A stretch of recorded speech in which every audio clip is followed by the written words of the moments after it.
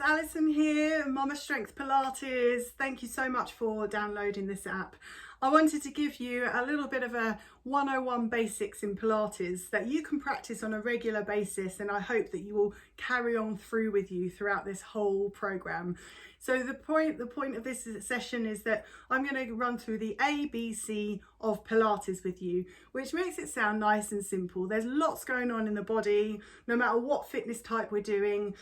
Some of it we may not be aware of, but with Pilates we try to make you aware and encourage you to be more mindful of what's going on in your bodies as you're moving through the various movements.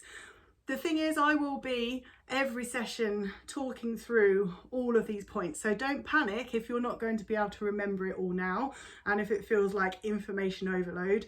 And throughout each session I will remind you how to maintain your alignment, the A, how to keep breathing deeply, the B, and how to control and be aware of your core, the C.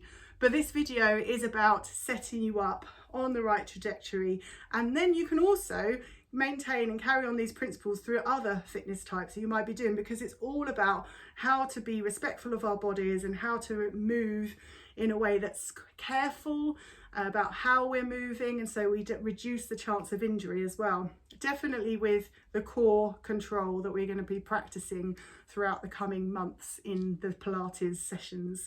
So first off, we're going to start looking at your alignment. So this is to make sure that when you're moving, even just simply walking, you're thinking about how you are holding your body.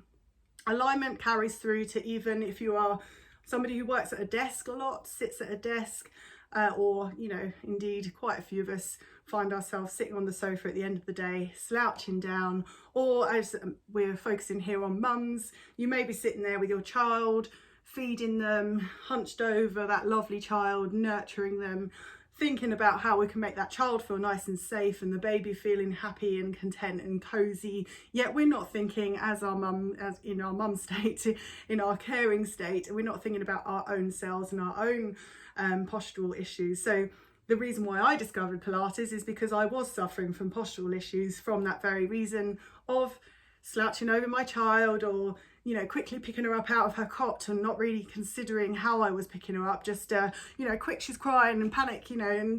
But actually with regular practice, Pilates starts to maintain those thoughts through your mind of, now in my Pilates, this is how I, you know that I should stand. Or for example, if I'm picking up something heavy or a child that's slightly heavier, for example, I think about engaging in my core before I lift that object or that child, or, you know, you're shopping or whatever it might be. And then it just, like I say, it reduces the chance of injury. It helps just to invest in our bodies so that we potentially mitigate any need for paying out heavy costs for physio or chiropractor support as well. So that's why I'm a massive advocate, as you can tell, of Pilates, because it just encourages and enforces a little bit more mindfulness in how we're moving on a day-to-day basis, our functional movement. And there will be a video coming up about how to consider our functional movement, how we lift and so on in everyday life. But just for today, like I say, we are going to be looking at the ABC of Pilates. So to start with, we're going to talk about our alignment. So you're just going to stand. At the beginning of every class, I'll set you up like this, with our feet hip distance apart. So we're finding the bony bits in our hips here, lining our feet up, and then imagine a line drawing down from the hips through the centre of the foot, through the middle toe. And that is your hip distance apart position. You can also find it by putting a fist in between your feet. I'll just step back a little bit for you. You can put a fist in between your feet, for example, or you know, just you use your common sense of where those hips are and where your feet are aligned. We're going to relax the feet as much as we can into the floor. And in Pilates, we try and have a little bit of softness in the knees. So we're not locking back in the joints here. We want to keep a little bit of softness. We're going to look at the pelvis now. So we're not tilting too far back. So we're not forcing that lower back arch, nor are we tucking the tailbone underneath too much. And so you're just going to have a little move backwards and forwards of the pelvis, and then just try and release it. So you want to just find that natural neutral alignment of the pelvis there, We're going to roll the shoulders up and drop them back down, squeeze the shoulder blades down. And we say creating length from the ears down to the shoulders here. And then we're going to imagine we've got a piece of string lifting us up through the top of our heads. So we're just feeling nice and tall. And our chins are parallel to the floor. So we're not lifting up too high and we're not dropping the gaze down. Chin is parallel to the floor here. So that's our alignment. The core comes into play in a moment as well about how we maintain that alignment. So just feeling nice and relaxed. We want to feel nice and broad across the chest, like a smile, we say, coming across the chest. Elbows floating out, sorry, shoulders floating out sideways. Breath. B is the breath. The breath is the B in the ABC. So we're going to breathe in through our noses and breathe out through the mouth as if we're breathing out through a straw. In through the nose, out through the mouth. Can you see my shoulders are not lifting up and I'm not breathing into the tummy here? There are different fitness principles that will ask you to breathe in different ways. In Pilates, we breathe into the lower rib cage. So you're placing your hands onto the lower rib cage, just underneath the bra line, and we're breathing in. Can you see my hands are expanding out sideways slightly? We call that lateral breath.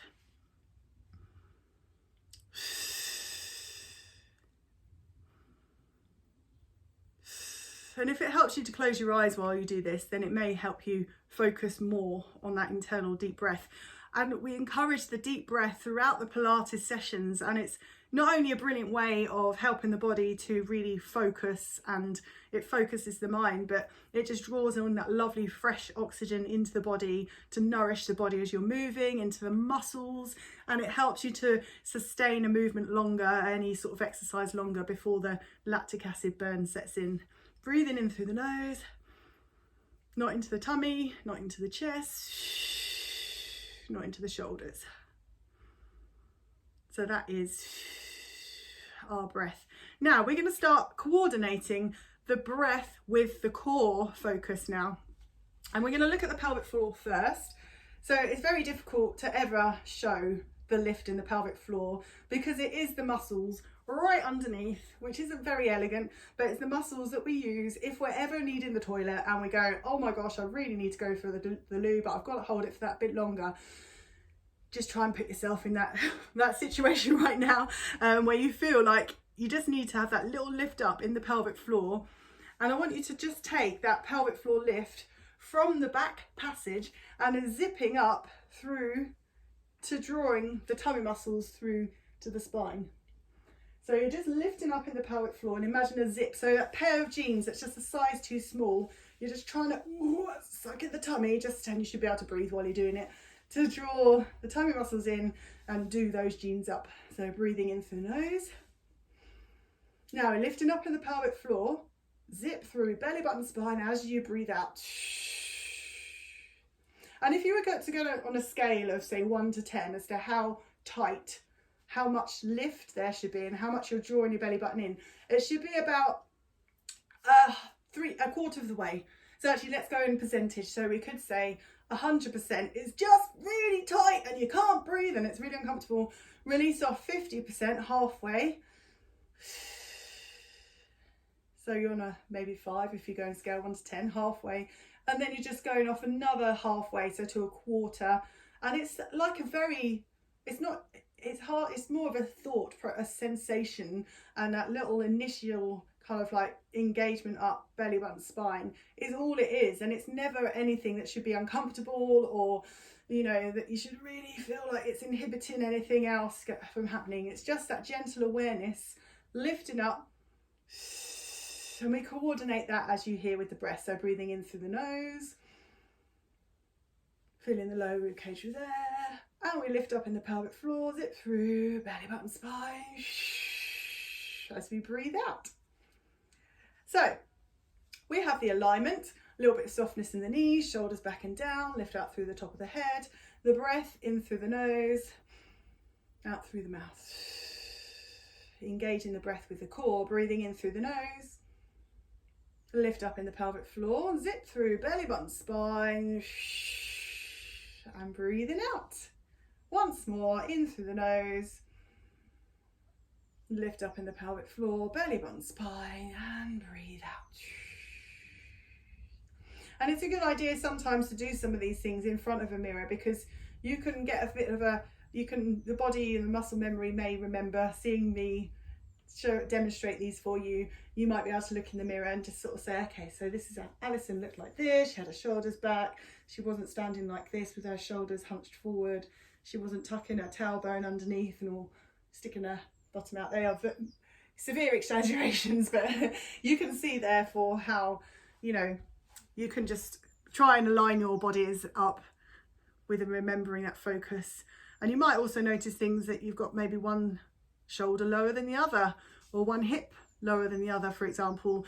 And in which case, feel free to chat with me about, you know, how maybe you could be supported to correct any postural issues. If you have got a real like arch in the upper back, then contact me, because there might be a way that we can focus on training the muscles across the back, for example, opening out across the chest, to improve that in the coming weeks. So I hope you enjoyed that little session. I hope you found it useful.